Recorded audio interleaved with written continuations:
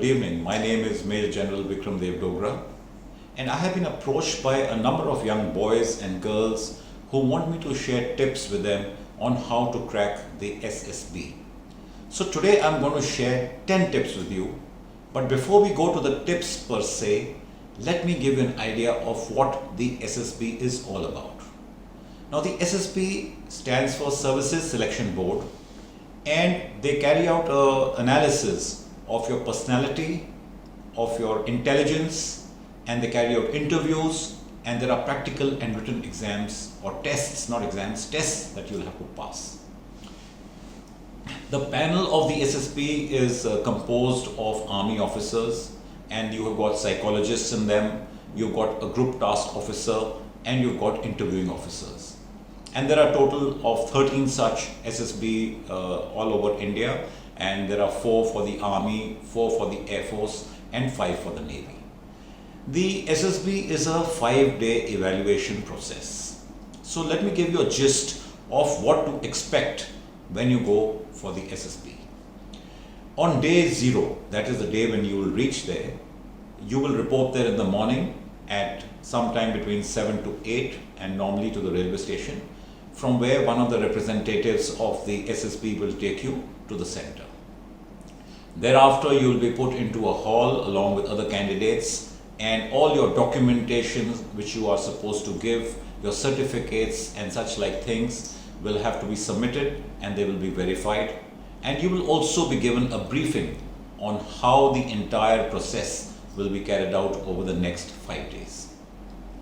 Thereafter, on day 1, this is called the screening day, where a screening test is held. And in this initial screening, they will give you a verbal and a non-verbal intelligence test. Approximately 50 odd questions will be there in this. And then there is a picture perception and description test, also called PPDT. In this test, there is a picture which may be hazy or clear, depends, and it will be shown for about 30 seconds. Thereafter, you will have to write in 1 minute, you must record the number of characters that you see in this picture. And thereafter, in the next 4 odd minutes, each one of the candidates in more than 70 words will make a small story of this picture and will describe the picture. In the picture, the candidate must record the mood, the approximate age and the gender of the first character that they saw. And this character is known as the main character. In stage 2 of the PPDT, the candidates or you will be given a story, and your story which you wrote will be given to you, and you have to revise this. Then within a group, they'll make a group, and in this you will each have to narrate your story in under 1 minute. And thereafter, the group will get together and make a common story.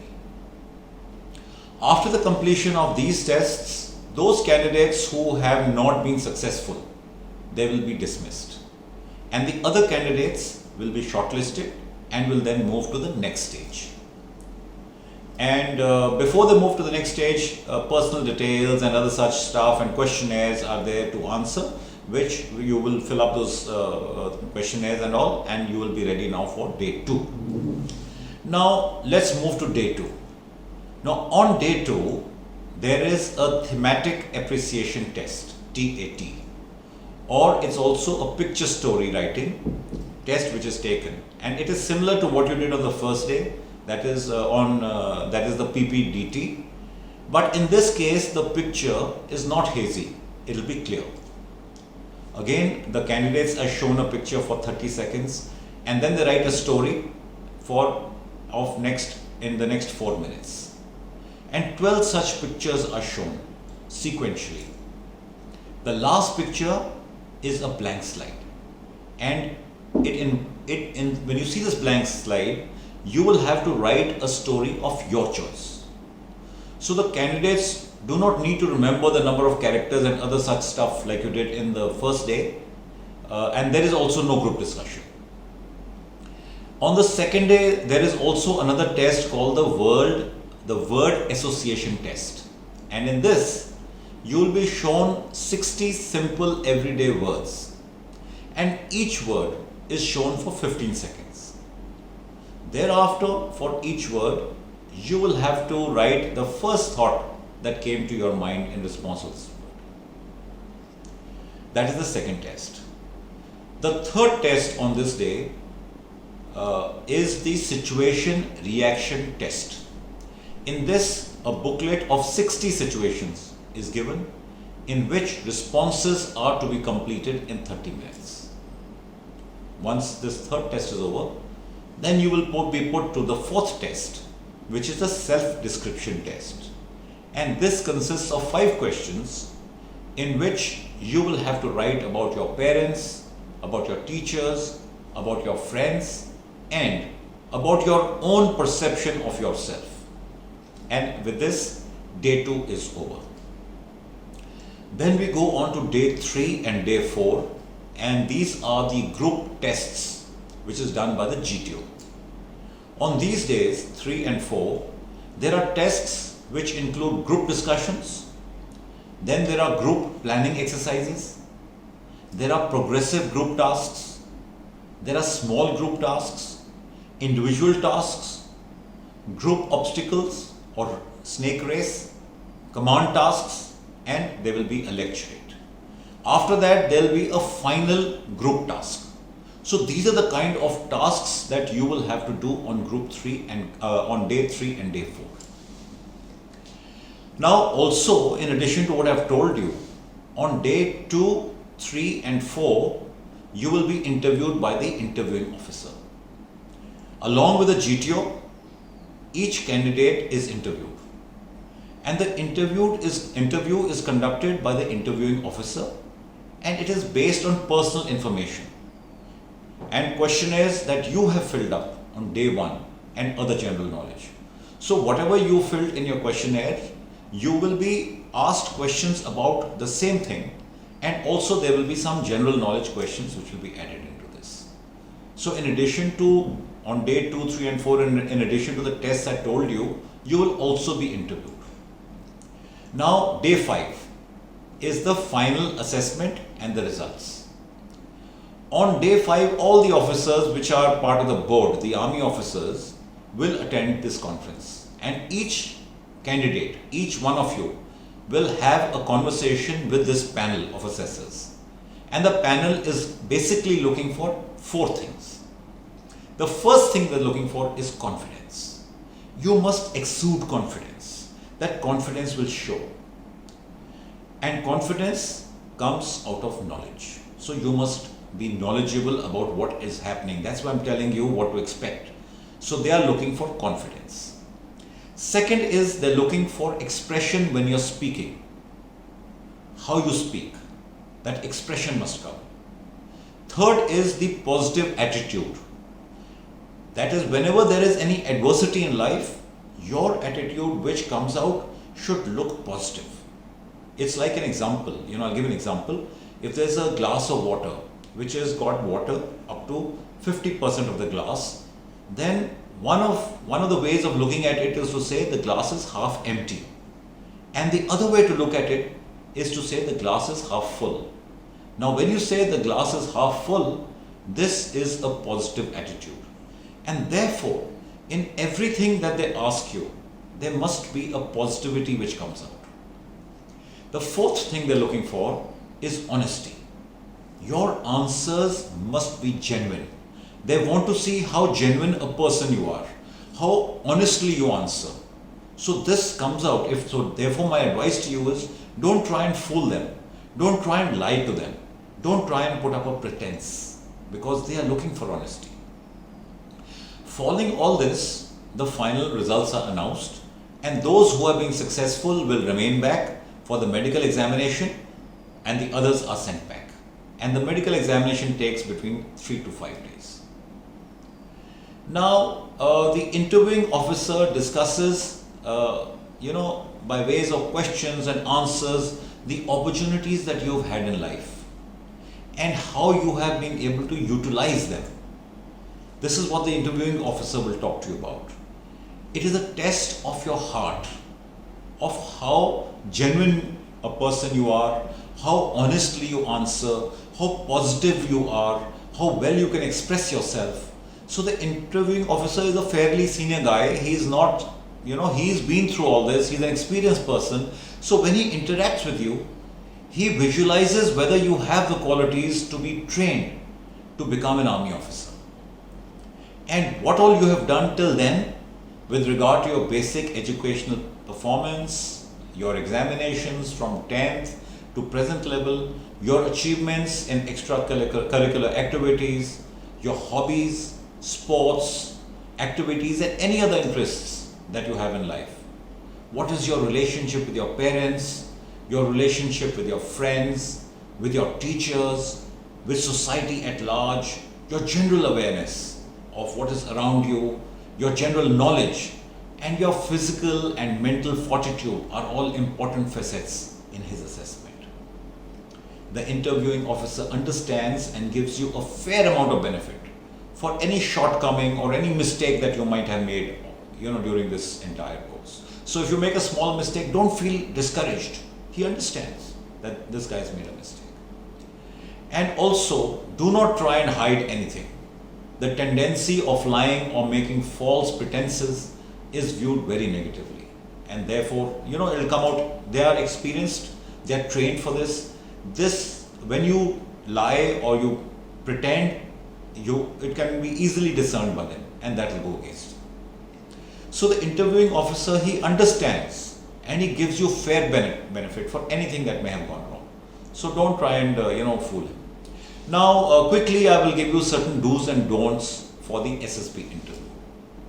Some of the basics which you must keep in mind when you are preparing for the interview are, I'll tell you as we go along. Firstly, you must be appropriately turned out, means appropriately dressed for the interview. And what is appropriate dress?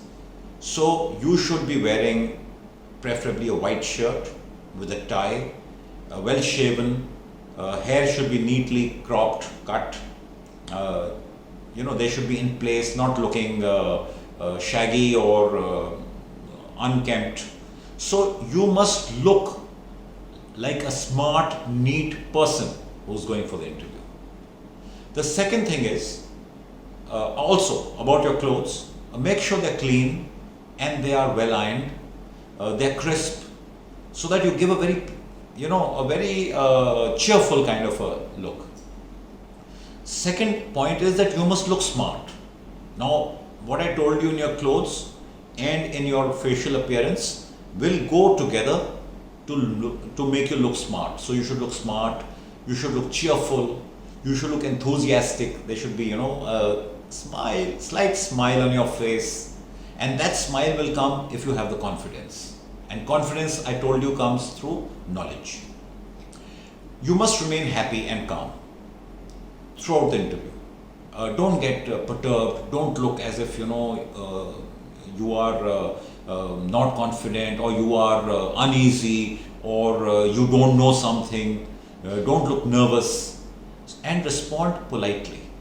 Your voice should be such that it should not be rude, it should not be offensive, and it comes about as a polite voice, the way you would talk to, say, your parents when you're being nice to them. So, and you must talk politely whenever the interviewing officer asks you any question. Second, the next point is you should be audible. That means you should speak loudly, not too loud and not too soft. It should be a firm and confident voice. So it should be clearly audible to the person. Speak slowly, try not to stammer and stumble, and appear keen to speak and appear keen to answer questions. You must sit straight. Sit straight, but be comfortable, so that you're not fidgeting. Don't keep touching your shirt or your hair or your nose or your spectacles. Don't fidget. And don't keep moving your hands and your legs. Whatever question is asked you, you must acknowledge the question by gently nodding your head and maintain eye contact with your interviewing officer throughout. Always keep looking into his eyes. If you don't understand anything, politely ask for a clarification. Say, I'm sorry, sir, I didn't understand. Can you please repeat the question to me, for me? So you must ask for a clarification instead of giving a wrong answer. You must be clear about all facts and figures regarding yourself, your biodata, how many marks you got, what was your ranking in school, what was your ranking in competitive exams, what are the dates which we are looking at, the name of the school, the institution you studied in, the names of the teachers, the friends. Everything should be clear in your mind, and you should not that time be stumbling and waffling. Avoid saying I don't remember. And as far as possible, you must know all this backwards. A large number of questions are normally asked at one go in a sequence. Try and remember all the questions and attempt to answer all of them in the same sequence. Now, if you fail to recollect all the questions, finish those that you remember and then request to clarify or ask the interviewing officer to repeat the questions which you don't remember.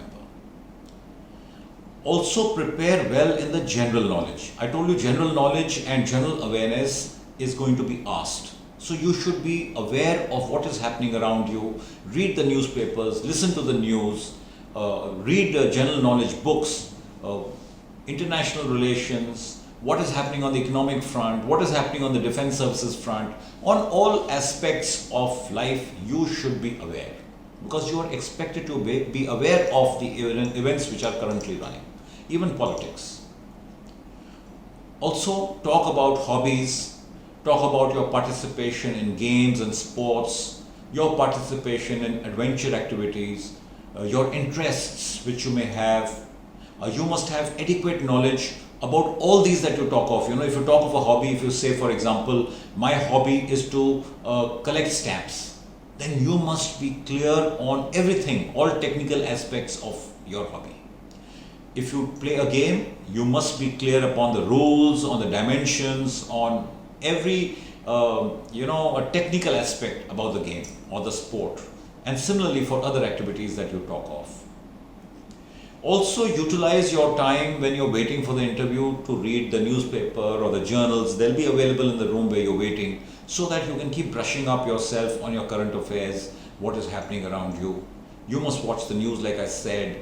There'll be a television around. You must watch the news and remain relaxed throughout. That's most important. You don't have to look tense, and don't be tense. And listen attentively to the full question before you start giving an answer.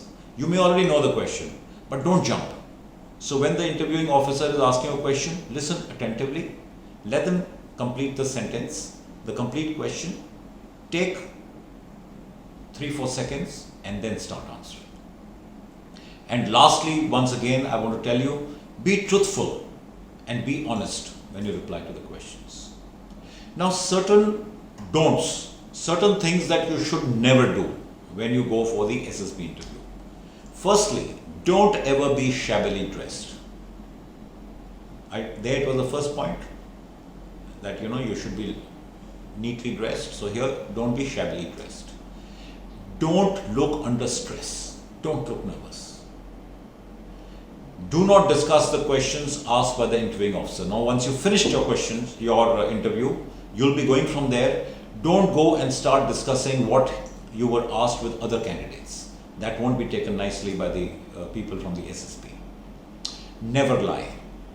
Never put up a false pretense. Never be dishonest. If you are well read, it is an advantage. If you're not, don't pretend that you read books and magazines and stuff like that. Again, be honest about what you do. Do not reply as you have been told to by the candidates interviewed before you. Some of them may come and tell you that, ऐसे करना, मैंने ऐसे बोला, ऐसे जवाब देना. नहीं. Their questions may have a different perspective. Your questions, while the questions may be similar, may have a different perspective. So listen to the question and answer from your own side. That will be better. Avoid guesswork. If you don't know something, say I don't know. That's better. Be polite and say, I don't know, sir. I'll find out. And don't be rigid. Don't get into an argument. If you have given some answer and the interviewing officer tells you no, it should be like this, say, okay, sir. Don't get into an argument and start trying to, argue and justify your answer. Never do that. And don't keep your mobile with you. Don't keep a mobile with you during the interview at all. Okay?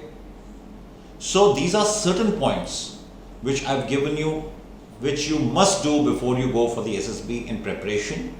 How you should behave and dress during the SSB, how you should answer the questions, honesty, confidence, integrity. These are very, very important, and that is exactly what the interviewing officer is looking for. And the certain don'ts which I gave you, please go over them and avoid doing all those things which I have told you. Now this is the first session which I am giving you certain tips. I will soon upload one more video in which I will give you more tips and more details on how to go about your interviews. In the meanwhile, I want you all to look at this. If you have any questions or you want any clarifications, you are free to contact me. Either you can contact me on my YouTube or you can contact me on Instagram. I'll be putting it up on both these. Okay. So all the best and wish you happy preparation. Goodbye.